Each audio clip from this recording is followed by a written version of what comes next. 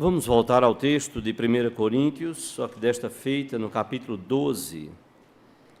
Nós vamos ler de modo, eu quero pedir que você possa ouvir atentamente, capítulo 12, a partir do versículo 12 até o versículo 31. 1 Coríntios 12, de 12 até 31. Vamos nos colocar de pé, logo depois nós vamos orar por nossas vidas e também pelos nossos pequeninos. 1 Coríntios 12, de 12 a 31.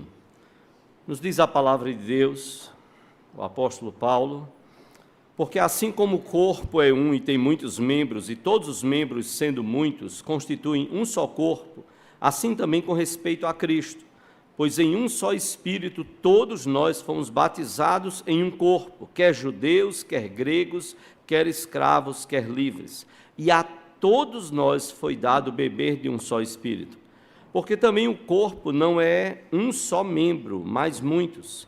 Se disser o pé, porque não sou mão, não sou do corpo, nem por isso deixa de ser do corpo. Se o ouvido disser, porque não sou olho, não sou do corpo, nem por isso deixa de o ser. Se todo o corpo fosse olho, onde estaria o ouvido? Se todo fosse ouvido, onde o olfato? Mas Deus dispôs os membros, colocando cada um deles no corpo, como lhe aprouve. Se todos, porém, fossem um só membro, onde estaria o corpo? O certo é que há muitos membros, mas um só corpo. Não podem os olhos dizer à mão, não precisamos de ti, nem ainda a cabeça aos pés, não preciso de vós. Pelo contrário, os membros do corpo que parecem ser mais fracos são necessários. E os que nos parecem menos dignos no corpo, a estes damos muito maior honra. Também os que em nós não são decorosos, revestimos de especial honra. Mas os nossos membros nobres não têm necessidade disso. Contudo, Deus coordenou o corpo, concedendo muito mais honra àquilo que menos tinha, para que não haja divisão no corpo. Pelo contrário, cooperem os membros com igual cuidado em favor uns dos outros. De maneira que, se um membro sofre, todos sofrem com ele. E se um deles é honrado, com ele todos se regozijam.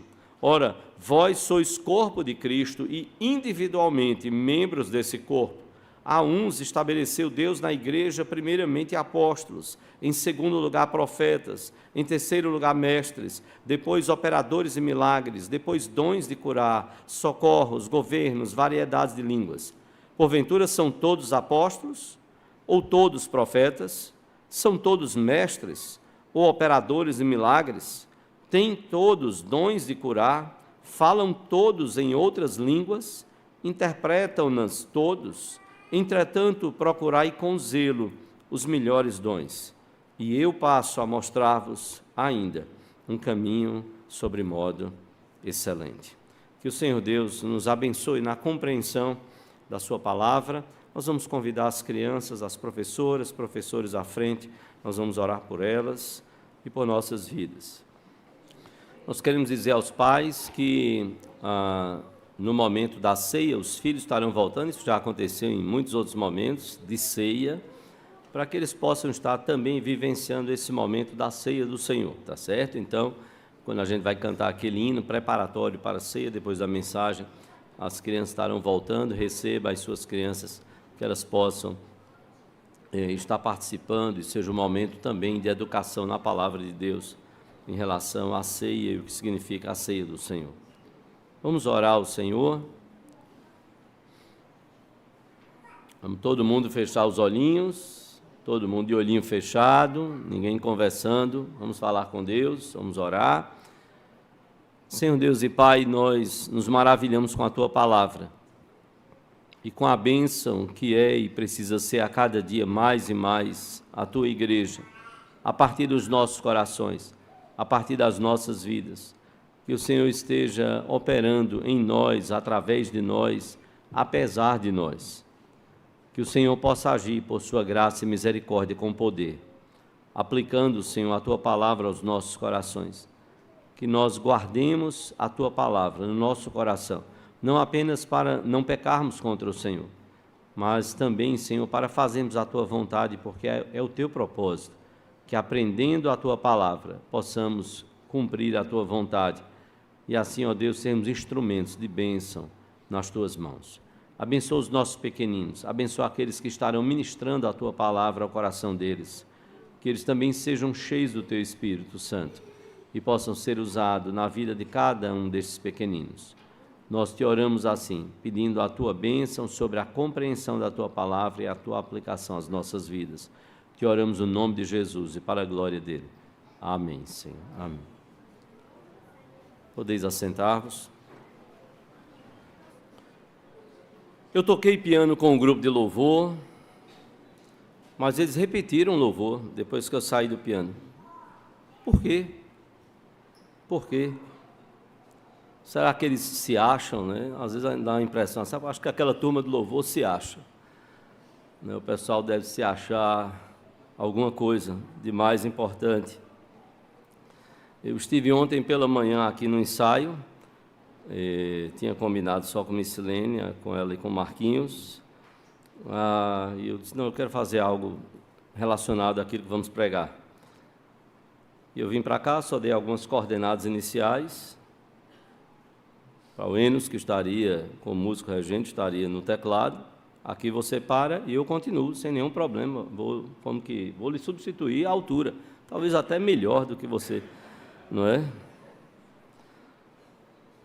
Bom, ensaiamos aqui, Catiu se achou, acho que meio estranho, ficou olhando assim na hora, Jadinho. Eu fiquei tocando ali tão lindamente, pensando, por que ele está tapando o ouvido?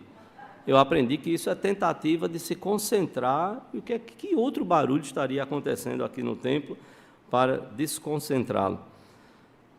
Eu cheguei até a falar para o grupo que eu tinha pensado em chamar o pastor Luizinho para ele assumir o vocal. Aí disseram, não, pastor, faça não, porque aí vai fechar.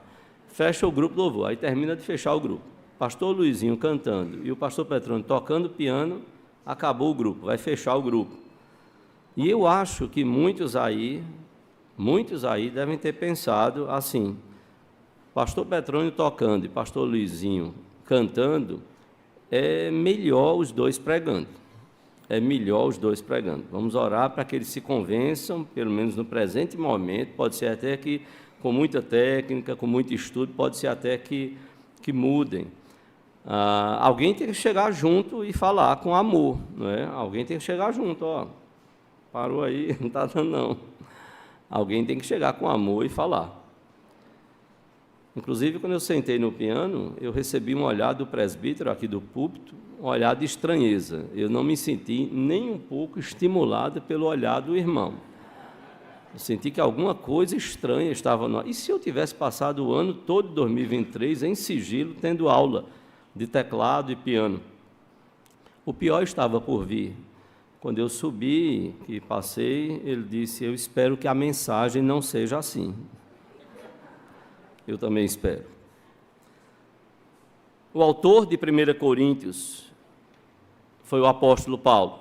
Ele escreveu aproximadamente no ano 55 depois de Cristo. Atos 18 relata justamente como essa igreja de Corinto começou. Ela foi fundada por Paulo, com o auxílio de um casal muito precioso, Áquila e Priscila. Os três eram do mesmo tipo de trabalho, eram fazedores de tenda. E Áquila e Priscila haviam acabado de chegar de Roma, porque o imperador havia determinado que todos os judeus deixassem Roma. E por providência de Deus juntou ali esse casal precioso, Áquila e Priscila e Paulo. E eles então começam a pregar, Paulo começou a pregar o evangelho na sinagoga. Foi perseguido pelos judeus, e aí então Paulo, perseguido e proibido de pregar o evangelho ali na sinagoga, passou a pregar o evangelho para os não-judeus, para os gentios. A igreja de Corinto então cresceu. Começou ali e rapidamente ela teve um desenvolvimento extraordinário, com judeus convertidos ao evangelho e com gentios pagãos convertidos ao Evangelho. Isso fez com que Paulo passasse lá algo aproximado, um tempo de aproximadamente 18 meses. Paulo passou na cidade de Corinto, estabelecendo aquela igreja. A cidade de Corinto era estratégica. Ela era uma das maiores cidades do Império Romano. Paulo sabia que se a igreja prosperasse, ela se firmasse lá, seria uma oportunidade muito grande para espalhar o Evangelho em todo o Império Romano, a partir daquele contexto gentílico, dos gentios.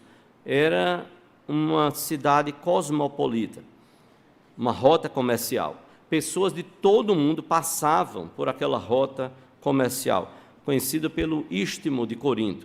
Corinto tinha os jogos ali de Corinto, que por isso que Paulo fala lá em 1 Coríntios capítulo 9 sobre o atleta, porque os jogos de Corinto, eles só perdiam em termos de importância só para as Olimpíadas gregas.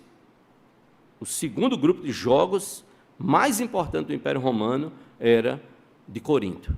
Para vocês terem uma ideia da importância de Corinto, uma das maiores cidades do Império, cidade comercial, rota comercial, cosmopolita e com os jogos mais importantes depois das Olimpíadas gregas. Paulo, então, tinha uma preocupação muito grande, que essa igreja, de fato, se firmasse, porque era uma cidade conhecida pela promiscuidade, pela libertinagem, tanto que quando alguém queria falar mal de outra pessoa no Império Romano, dizia assim: já sei, você está corintianizado, tem nada a ver com o time do Corinthians, viu?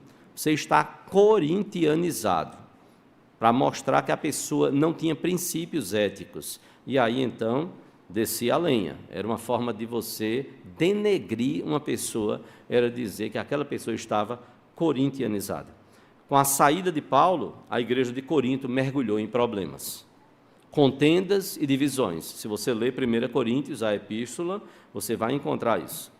Parece que Paulo está escrevendo para muitas igrejas da nossa época. A igreja mergulhou em contendas e divisões, em preferências por líderes. Eu prefiro Paulo, eu prefiro Apolo, eu prefiro Cefas. E Paulo diz: vocês são crianças, deixem de ser infantis. Vocês estão se dividindo pelos líderes. Acaso fui eu que saí batizando todos vocês? Vocês não conseguem enxergar que nós somos todos servos do Senhor? Preferências por líderes. Imoralidade sexual no meio da igreja. 1 Coríntios 5, versículo 1, a palavra de Deus diz, esse versículo eu decorei na juventude, Paulo diz lá: geralmente se ouve, veja, sobre a igreja de Corinto, geralmente se ouve que há entre vós imoralidade tal como nem mesmo entre os gentios, isto é, haver quem se atreva a possuir a mulher do seu próprio pai. Alguns estudiosos entendem que não se referia a um filho com relações com a mãe, mas com possivelmente uma madrasta. Algo que era inadmissível no mundo gentílico, na própria cidade de Corinto, que era promíscua, mas os pagãos não admitiam isso. Mas tinham cristãos com essa prática dentro da igreja, a possibilidade de ser um filho que estava tendo um relacionamento com sua madrasta. Irmãos em Cristo levando os outros a tribunais romanos, não conseguiam se entender e não conseguiam resolver as suas questões. Participavam, alguns crentes de Corinto, de festas nos templos pagãos. E mais, até brigavam por causa dos dons espirituais, dons dados pelo Espírito para servir a igreja, para abençoar vidas, famílias, a igreja, para proclamar o Evangelho. Estavam servindo ali de competição, comprometendo o próprio culto a Deus. Até o culto estava sendo tomado por essas brigas e confusões. Até a ceia do Senhor. Você lembra quando muitas vezes nós lemos aqui 1 Coríntios 11, Paulo chega a dizer lá: olha, quando vocês se reúnem, não é a ceia do Senhor que vocês tomam. Vocês pensam que vão participar da mesa e da ceia do Senhor, mas não é isso não. É uma bagunça vocês aí. O culto de vocês é uma bagunça. A ceia do Senhor está comprometida por causa do coração de vocês. Era para ter aquela festa do amor maravilhosa, as famílias trazerem as comidas, comerem lá, saírem felizes, dividirem o que trouxeram e aí sim participar da ceia. Mas o individualismo, como muitas vezes explicamos aqui, era tão grande que cada um comia, cada família comia o que trazia e pronto. E ai daqueles servos, escravos, que vinham, mas eles não tinham condições, eles não traziam nada, os seus senhores não permitiam, e eles chegavam ali, quando chegava, sim, a ceia, aquela ceia que ia ter, acabou. Cada família comeu o que trouxe, e você que não trouxe nada, é problema seu. E aí Paulo chega a dizer lá em 1 Coríntios 11, que ao passo que há quem se embriague e quem tenha fome. Por quê? Porque a igreja não estava vivendo verdadeiramente o amor. Era uma igreja problemática, adoecida. O que é que um pastor deve dizer a uma igreja dessas? Eu convido você a abrir, logo no comecinho, 1 Coríntios, capítulo 1. O que é que o pastor, o apóstolo, missionário, pastor Paulo, falou a essa igreja? 1 Coríntios, capítulo 1. Olha como Paulo se dirige a essa igreja. Olha o que Paulo diz. Paulo, chamado pela vontade de Deus para ser apóstolo de Jesus Cristo, e o irmão Sóstenes, à igreja de Deus que está em Corinto. Primeiro, Paulo não diz, há um grupo que está por aí, eu não sei nem quem vocês não são igreja não. Não, Paulo reconhece, eles são igreja. Quem vai dizer que não é igreja? Quem é que tem essa autoridade? Só Cristo. Só Cristo é que pode dizer, não, esse grupo aí não é minha igreja não. Paulo diz, a igreja de Deus que está em Corinto. Olha agora, aos santificados em Cristo Jesus, chamados para ser santos, com todos que em todo lugar invocam o nome do nosso Senhor Jesus Cristo, Senhor deles e nosso. Graça a vós outros e paz da parte de Deus nosso Pai e do Senhor Jesus Cristo. Sempre dou graças a meu Deus a vosso respeito, a propósito da sua graça. Paulo ainda encontra motivo para agradecer a Deus pela igreja de Corinto. Da sua graça que vos foi dada em Cristo Jesus, porque em tudo fostes enriquecidos nele, em toda palavra e em todo conhecimento, assim como o testemunho de Cristo tem sido confirmado em vós. Quem? Em quem? Na igreja de Corinto. De maneira que não vos falte nenhum dom, vocês têm todos os dons, aguardando vós a revelação de nosso Senhor Jesus Cristo, o qual também vos confirmará até ao fim, para seres irrepreensíveis no dia de nosso Senhor Jesus Cristo. Fiel é Deus, pelo qual fostes chamados à comunhão de seu Filho Jesus Cristo, nosso Senhor. Essa é a visão e a palavra que Paulo traz para a igreja de Corinto. Quando você olhar mal para a igreja, lembre-se, o Senhor dela a ama. E o Senhor dela tem planos gloriosos para ela, para a igreja do Senhor Jesus. E Deus não quer, e o Senhor Jesus Cristo, que é o cabeça da igreja, não quer que eu e você, nós nos acomodemos. Não, essa é a visão que Paulo tem. Então, que a sua visão líder, e você que vai estar sendo empossado aqui, vai aqui estar recebendo a posse, para esses trabalhos, que já está servindo, glória a Deus por isso, que seja a sua visão também como líder, seja a visão de Paulo sobre a igreja. Por isso eu queria pensar com você sobre a igreja como corpo vivo de Cristo, a igreja, corpo vivo de Cristo. Hoje pela manhã, e eu estimulo você em algum momento, que você possa tirar um tempinho para ouvir a pastoral desta manhã, e deveria até ser um hábito, não é, nosso, de repente perdeu alguma mensagem, durante a semana, tira ali 30 minutinhos, vai ouvir, tem podcast, tem tantas possibilidades aí, de você ter aquela mensagem e ouvir aquela mensagem, e refletir sobre o que foi pregado para toda a igreja. Hoje falamos para a igreja, para a igreja aqui, sobre a igreja como família e edifício de Deus. Família e edifício de Deus. Eu gostaria de falar nesta noite sobre esta outra figura que Paulo gosta muito de usar nas suas epístolas. É a igreja como corpo vivo de Cristo. Igreja, corpo vivo de Cristo. E eu gostaria de ter um olhar, olhando, pensando, refletindo, lendo durante a semana esse texto.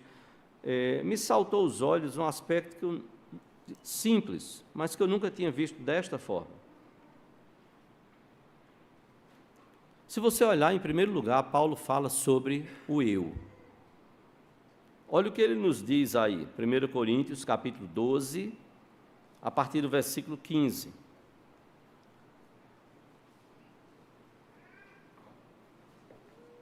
Como é que nós nos vemos? Olha inicialmente esses versículos 15 e 16. Paulo diz, se o pé, não é o que falam sobre o pé, é o que o pé pensa, entre aspas, pensa, diz sobre ele.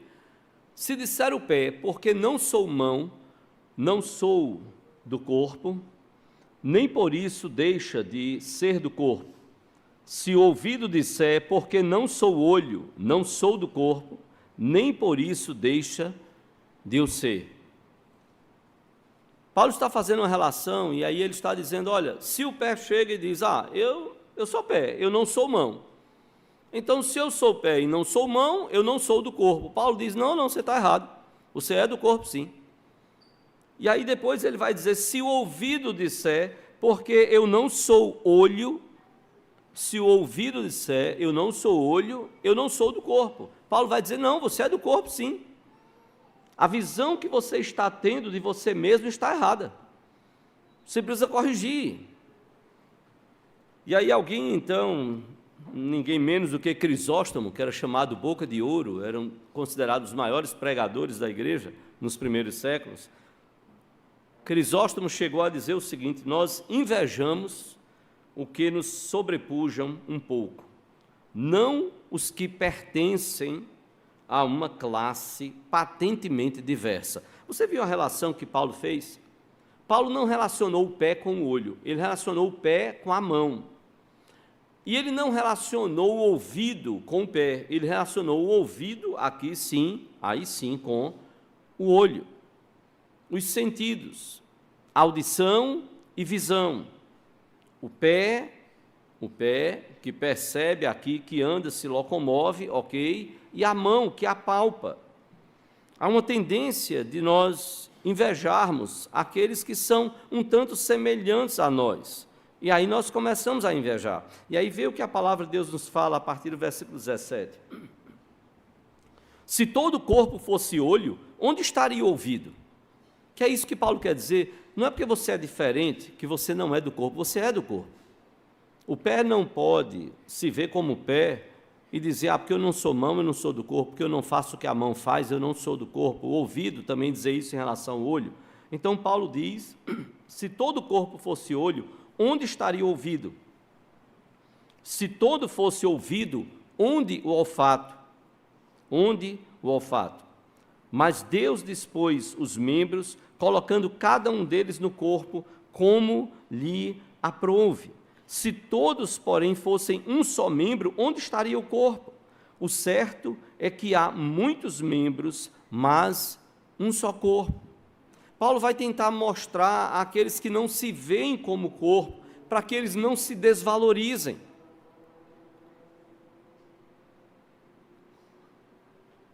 Se todos fossem um só membro, não existiria o corpo. Se todos fossem pastor, onde estaria o restante da igreja? Onde estaria o corpo? Não existiria. Se todos fossem professor de escola dominical, onde estariam os alunos? Não existiria. Se todos fossem do louvor e viessem todos aqui à frente para ministrar o louvor, onde estaria a igreja para adorar? Paulo está tentando dizer isso. Nós somos diferentes e isso foi pela disposição de Deus. E nós precisamos nos ver e entender o nosso valor dado por Deus. O todo e a diversidade aí, eles são exaltados acima da individualidade. Não é o indivíduo que ele é mais importante do que o todo, não.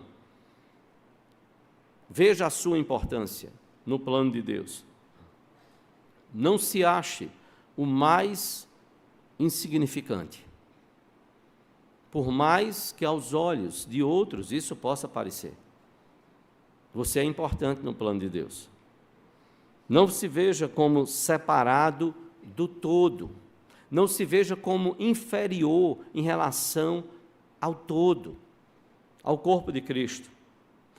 O grande problema era que o orgulho de muitos crentes na igreja de Corinto faziam com que outros se sentissem menosprezados inúteis. Esse é um problema sério do serviço da igreja. É quando nós não temos a real dimensão do eu. Tem nada a ver com psicologia, certo? No bom sentido, entenda bem. Você não pensar assim, pastor, agora está variando, está dando uma viajada aí na psicologia. Não fui pesquisar nada de psicologia. Eu estou dizendo o seguinte: você precisa ter consciência de você no corpo de Cristo. Você se perguntar, quem sou eu no corpo de Cristo? Deus me salvou para ser o quê na igreja? Para fazer o quê? Para abençoar quem?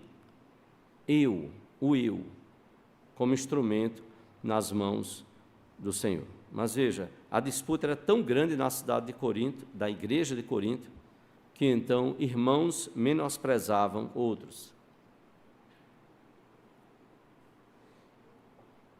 Como se os outros fossem inúteis, inválidos. Há muitos anos eu parei porque eu fiquei curioso. Existe um programa não evangélico, toda música tem uma história.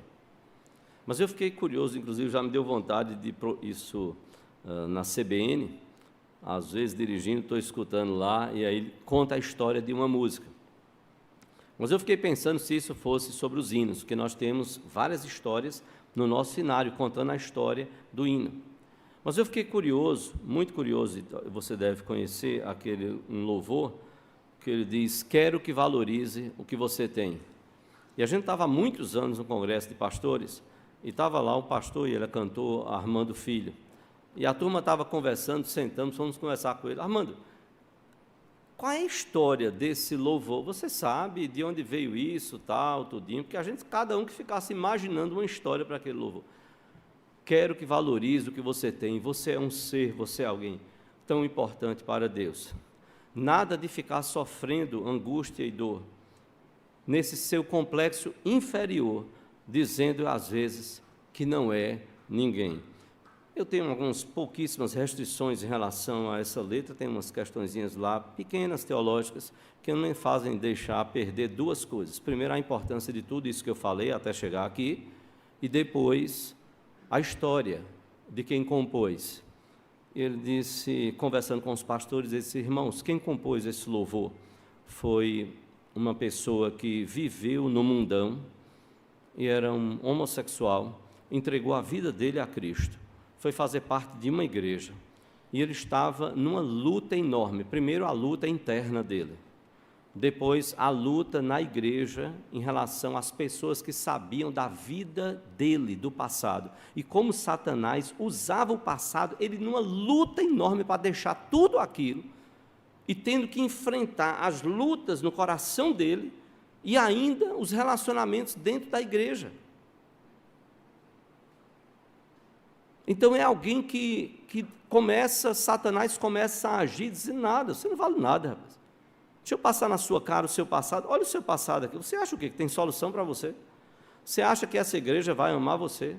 Você acha que Deus vai transformar? Que nada, que Deus vai transformar a sua vida? Que nada.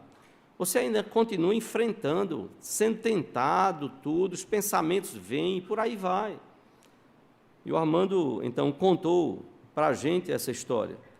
E eu nunca esqueci, porque eu fiquei pensando, meu Deus, de fato, uma pessoa que está lutando para deixar um estilo de vida que a palavra de Deus condena, ela precisa ter apoio, ela precisa ter gente que sente ao lado, sente junto, que chore, que caminhe, que possa orar por ela, possa aconselhá-la, possa ser apoio para ela,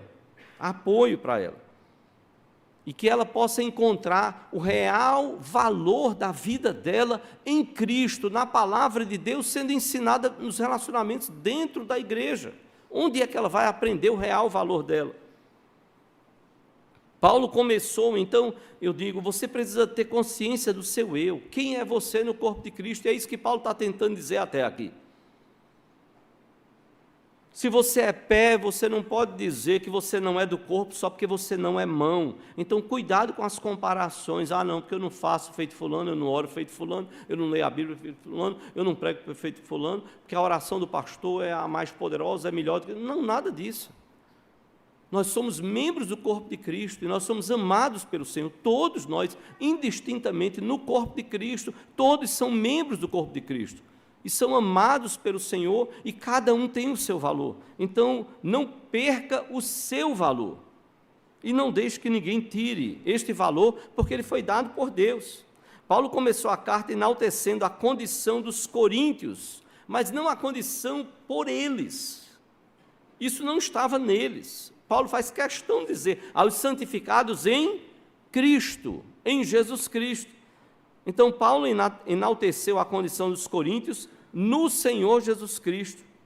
E em todas as suas cartas ele mostra que todos nós somos santificados, nós somos salvos, nós somos eleitos, nós somos capacitados, nós somos cheios e precisamos estar sendo cheios do Espírito Santo, nós somos batizados e fomos batizados no corpo, nós somos filhos por adoção, nós somos amados do Senhor, nós somos coroa, como diz Paulo, do ministério. Ele chamou a igreja de coroa do seu ministério. Nós somos muito saudosos, nós somos filhos queridos, nós somos perdoados, nós fomos selados com o Espírito Santo, nós somos vocacionados, nós somos comissionados, e ainda outros e outros atributos que a Bíblia vai dizer sobre nós.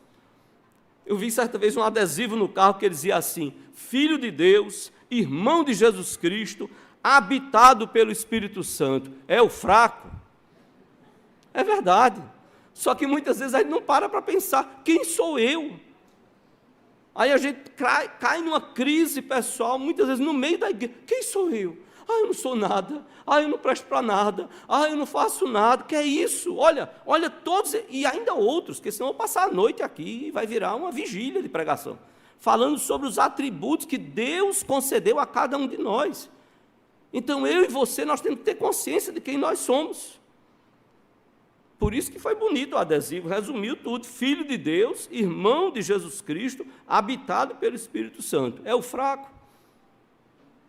Somos poderosos em Deus e nós não podemos deixar de contemplar isso. Mas veja, Paulo não para só falando no eu, que nós temos que ter consciência. O eu, não. Agora veja o que Paulo diz, nós lemos até o versículo 20. Olha agora então o que Paulo fala a partir do versículo 21. Paulo vai falar sobre os outros. Não só a visão que nós temos de nós, mas agora a visão que nós temos dos outros. Olha o que diz o versículo 21. Não podem os olhos dizer à mão: não precisamos de ti, nem ainda a cabeça aos pés: não preciso de vós. Pelo contrário, os membros do corpo que parecem ser mais fracos são necessários, e os que nos parecem menos dignos no corpo, a esses damos muito maior honra. Também os que em nós não são decorosos, revestimos de especial honra, mas os nossos membros nobres não têm necessidade disso. Até aqui. Os olhos não podem dizer para a mão, nem a cabeça para os pés: nós não precisamos de vocês. Não. Paulo volta aqui o seu olhar para os membros, não agora para os membros que se achavam menosprezados, inúteis, desvalorizados, não. Paulo agora volta o seu olhar para membros que achavam que podiam viver bem sem outros membros, sem os que eram considerados membros inferiores. É a visão que nós temos errada dos outros. Os outros. Nós não podemos dispensar os outros, porque senão o corpo entra em crise. Jesus Cristo não dispensou as crianças.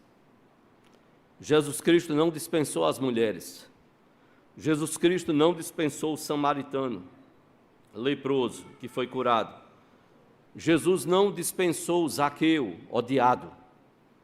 Todo mundo queria que aquele mestre fosse na casa deles. Multidão ali apertando. Estênio Márcio tem uma música fantástica, belíssima. Ele poetiza essa situação. E Jesus chega para um dos odiados e diz: Zaqueu, desce depressa, eu vou para a tua casa. É você, Zaqueu. Você foi o escolhido. Você foi o escolhido. É você.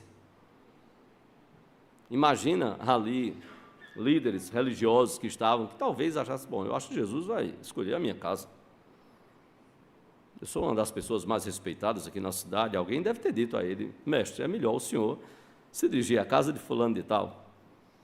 Não, é Zaqueu, porque existe uma transformação extraordinária para acontecer na vida daquele homem. Queria impactar tantas e tantas outras vidas.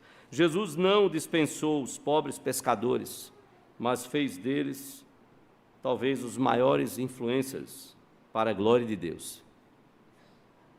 Homens usados nas mãos do Senhor. Pobres, fracos e inúteis pescadores na visão de muitos. Tanto que os líderes religiosos começavam a dizer, lá vai a plebe, a multidão, a ralé, lá vão eles atrás desse mestre. Não sabiam eles que aquele mestre que estava atraindo a plebe, a multidão, a ralé, era o Filho de Deus, que eles deveriam ter reconhecido, segundo as Escrituras, segundo o Antigo Testamento. Então nós precisamos ter muito cuidado com o que nós pensamos a respeito de nós mesmos, porque isso pode influenciar a forma como a gente vê o outro. Você lembra quando os discípulos, numa aldeia que não recebeu Jesus, não recebeu a palavra de Jesus, não quis receber Jesus, você lembra que os discípulos propuseram a Jesus, mestre, olha a proposta dos discípulos, mestre, quer que mandemos descer fogo do céu? Miseráveis, rapaz, Senhor, talvez eu estivesse lá no meio deles, né, dizendo assim, não aceitaram o nosso pastor, fogo do céu sobre eles. Jesus olha e diz, não sabeis de que espírito sois. Eu não vim para isso. Tudo tem o seu tempo, vai ter o tempo do juízo. Mas olha a proposta dos apóstolos, é o problema de você não entender e não ver bem os outros. Pedro, você lembra de Pedro? Olha o que diz Mateus capítulo 26, de vez em quando, assim, com os mais íntimos, e aí como a igreja é íntima, todos esses anos, eu posso dizer assim, rapaz, como eu me vejo lá em Pedrão, eu queria dar um abraço, Pedrão, no céu seria talvez uma das primeiras pessoas, Pedrão e Paulão, dois grandes servos de Deus, dar um beijo neles, dizer assim, rapaz, como eu aprendi com vocês, ainda bem que eu posso evitar alguns erros que vocês cometeram, olhando para vocês, para a história de vocês. Olha o que Pedro disse, Mateus 26, a partir do versículo 31 a 35, então Jesus lhes disse, esta noite todos vós vos escandalizareis comigo, porque está escrito, ferirei o pastor e as ovelhas do rebanho ficarão dispersas, mas depois da minha ressurreição irei adiante de vós para a Galileia. Disse-lhe Pedro, ainda que venhas a ser um tropeço para todos, nunca o serás para mim. Replicou-lhe Jesus, em verdade te digo, que nesta mesma noite, antes que o galo cante, tu me negarás 3 vezes. Disse-lhe Pedro, ainda que me seja necessário morrer contigo, de nenhum modo te negarei. E todos os discípulos disseram o mesmo. Partiu de Pedro. Foi Pedro quem falou. Foi Pedro quem disse. O Senhor nunca vai ser um tropeço para mim. Para mim não. Pode ser que isso seja para eles, para a igreja da encruzilhada toda. Para mim não, Senhor. E lá estava Pedro. Não, Senhor, olha, Senhor, eu estou pronto para morrer contigo. Se for necessário, eu estou pronto, Senhor. Eu não sou como esses outros aí, não. Não, Senhor, não. Não me compare, não. Não me conte no meio desses, não. Eu estou pronto para morrer. Tá não, Pedro, tá não. Tá não, Pedro, tá não. Você está tendo uma visão errada de você e você está tendo uma visão errada dos outros.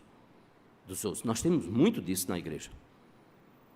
A gente começa a se achar, não, pastor, porque eu, e pastor, esses outros, volta lá para Pedrão, vai dar uma olhada, uma lida na vida de Pedrão, nos evangelhos, para aprender com Pedro,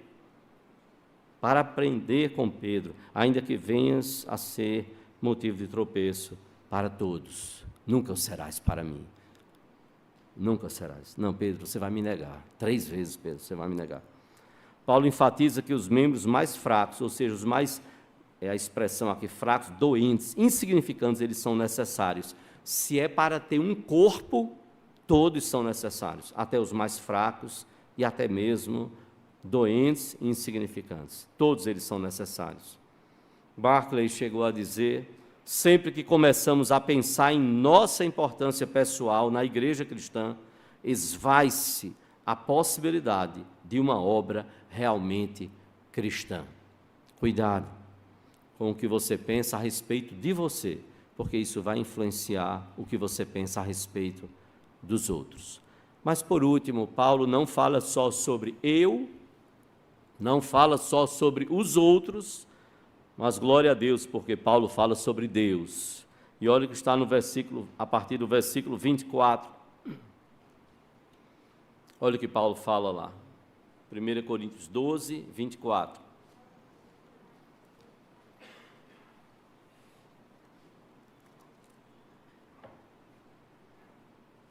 Paulo vai nos dizer: contudo, a segunda parte do versículo, contudo, Deus coordenou o corpo, concedendo muito mais honra àquilo que menos tinha. Quem coordenou o corpo foi Deus. Paulo começa agora a enfatizar a pessoa de Deus. Não mais o eu, não mais os outros, não o que eu vejo de mim, não o que eu vejo dos outros, mas Deus. Eu preciso olhar para Deus. Foi Deus quem coordenou o corpo. Deus concedeu mais honra a quem menos tinha. No versículo 25, Paulo, então, vai nos dizer: para que não haja divisão no corpo, pelo contrário, cooperem os membros com igual cuidado em favor uns dos outros. Deus coordenou tudo, Deus organizou tudo, o quê? Para que não haja divisão. Quando começa a haver divisão, pare. Pare, não vem de Deus. De Deus não.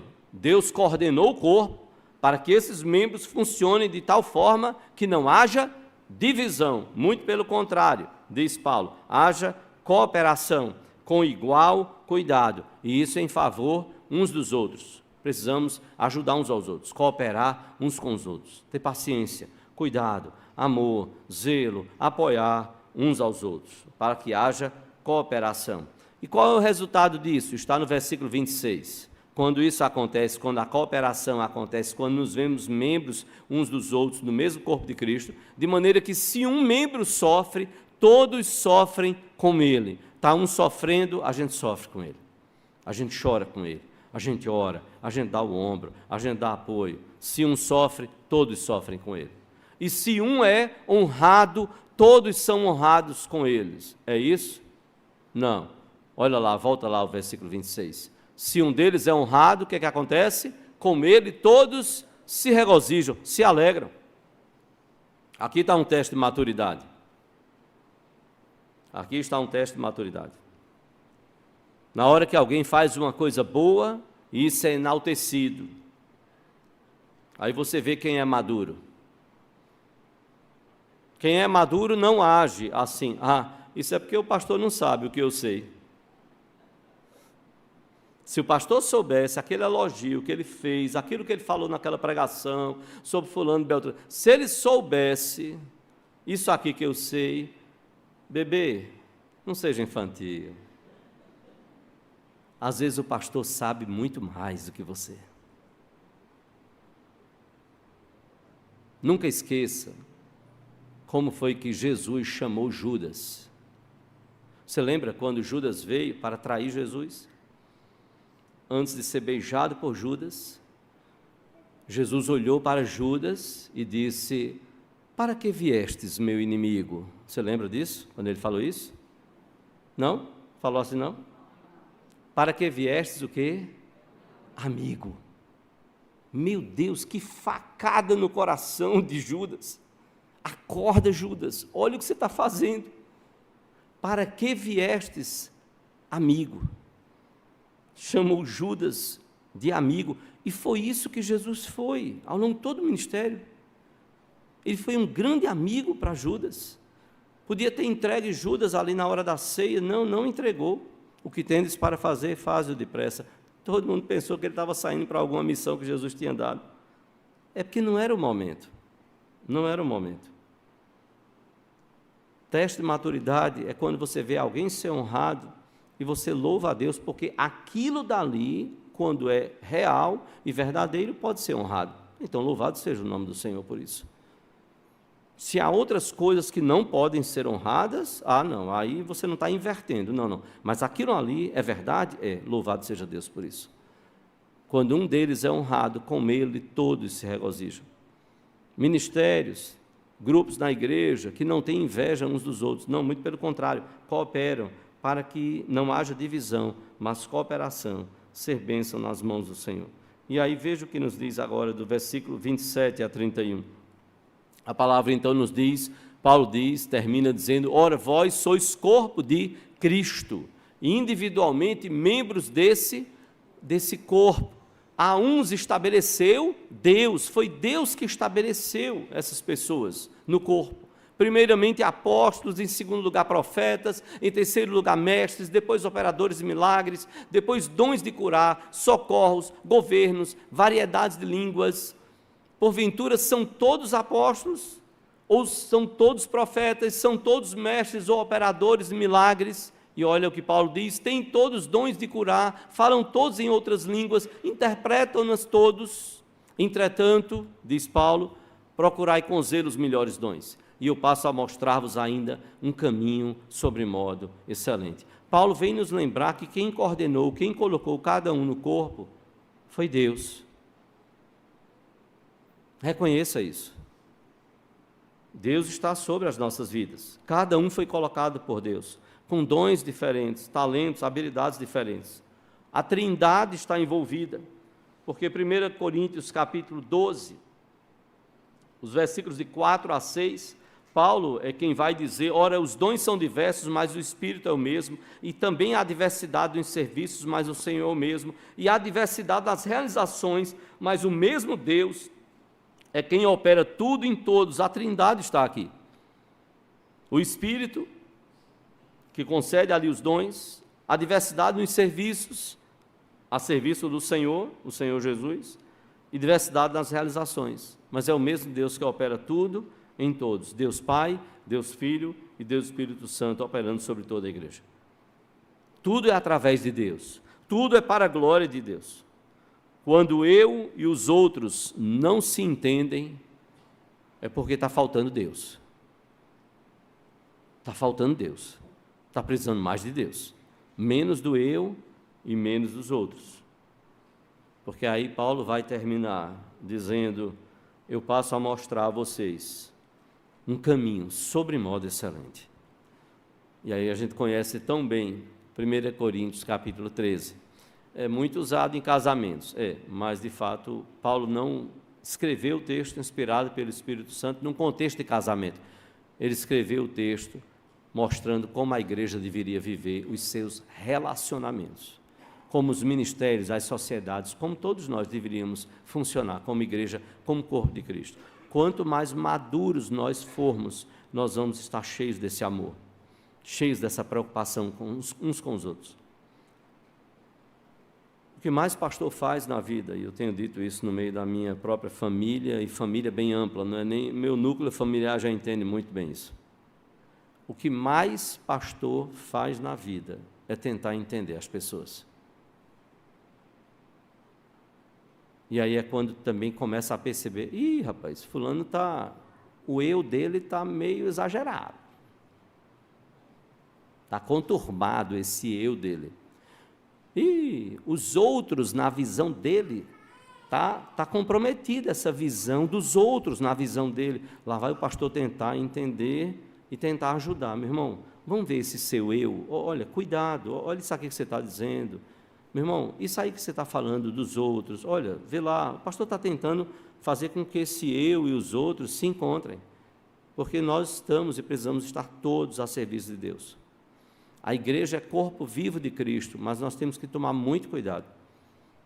Primeiro, como eu me vejo. Cada um entender o seu valor. Cada um entender o seu valor. Você não é insignificante no corpo de Cristo. tem algo para você fazer. Nós começamos o hino, o culto cantando, vamos nós trabalhar, somos servos de Deus, cada um é importante. E creio que nós vamos terminar cantando, possivelmente, acho que é o 312, não lembrei exatamente aqui, mas há um hino no nosso cenário que ele diz, e o trabalho que está para ser feito, como será feito se não for por ti? Porque quando Deus determinou que somos nós que temos que fazer, somos nós. Você lembra de Jonas? Jonas achou que dava para fugir. Às vezes a gente acha também que dá para fugir. E se você olhar, ler todo o Antigo Testamento e até o Novo também, a gente vai encontrar assim, gente fugindo. Gente fugindo. Jonas que diz, não, Senhor, peraí, eu vou pregar o evangelho para os ninivitas, não. Aquele povo ali, o que aquele povo precisa é do teu juízo, para que eles saibam que existe um Deus. E eles saberiam que existia e existe um Deus. E Deus queria usar Jonas para levar a palavra. Você lembra de Jeremias? Senhor, eu não passo de uma criança. E o Senhor diz, não diga eu não passo de uma criança. Deus estava chamando Jeremias. Você lembra de Moisés? Foi isso também. Moisés chegou a dizer a Deus, Moisés querendo ensinar a Deus, Senhor, manda quem tu tens de enviar, menos a mim. Moisés, você está querendo ensinar a Deus. Deus está dizendo que é você, rapaz. Deus foi pegar você lá no deserto, é você. Manda quem... Senhor, eu não sei nem falar direito, como é que eu vou chegar lá para Faraó? Tá certo, Moisés, ok, eu vou mandar Arão. Que alívio, Senhor. Eu bem sabia que o Senhor tinha alguém muito melhor do que eu. Arão e você. Você vai, Moisés, sou eu que estou mandando. Tem essa conversa de, aí você decide se você quer ir. Não tem que ir. Moisés, vai. Que eu tenho o melhor para a sua vida. Eu quero a vontade de Deus para a minha vida. Eu não quero o que eu imagino, o que eu penso. Não. Foi Moisés, foi Arão, foi Jeremias, foi Jonas. E assim foi. João Marcos fugiu na viagem missionária. Depois foi usado por Deus. E Paulo diz, manda-me João Marcos no final do ministério dele. Porque ele me é útil para o ministério. Aquele que abandonou a viagem missionária, agora estava sendo requisitado. Assim é nas nossas vidas. Tenha uma visão correta sobre você. Você tem o valor que foi dado por Deus. Você tem valor. Você tem valor. Segundo, tenha uma visão correta sobre os outros. Sobre seus irmãos em Cristo. Todos eles são importantes no plano de Deus. E o melhor de tudo, tenha a visão correta de Deus. Lembre-se quem é Deus. Foi Deus que coordenou o corpo. Foi Deus que organizou a igreja. E Deus vai abençoando a sua igreja, para que ela cumpra o propósito dele, para a glória dele. Minha oração é que você viva o corpo de Cristo. O eu, os outros e Deus. Que você viva o corpo de Cristo. Em toda mensagem, não sei qual a sua necessidade, não sei. Você precisa corrigir talvez uma visão que você tenha errada de você se vê como insignificante, pode ser que seja. Pode ser que não, que o que tem para ser corrigido é a sua visão sobre os outros. Sempre o problema são os outros, o inferno são os outros. Não, pode ser que Deus queira corrigir isso. E mais, pode ser que você esteja correndo o risco de estar ocupando o lugar de Deus. Não pense, apesar desses 23 anos aqui, 33 anos de ministério, eu não tenho solução para tudo. Inclusive, eu estou aprendendo, e Deus vai sempre nos surpreendendo. Essa campanha dos 50 dias de oração, isso tem trazido cada experiência que, se eu não escrever, eu vou perder. De quanto aprendizado de Deus para a minha vida, e o quanto eu preciso depender dEle para entender, Senhor, qual é a direção? O que é que a Tua palavra diz, e o que é que eu preciso viver, o que é que precisa ser mudado na minha vida? Igreja, corpo vivo de Cristo. O eu, os outros e Deus. Que o Senhor Deus, pois, nos abençoe.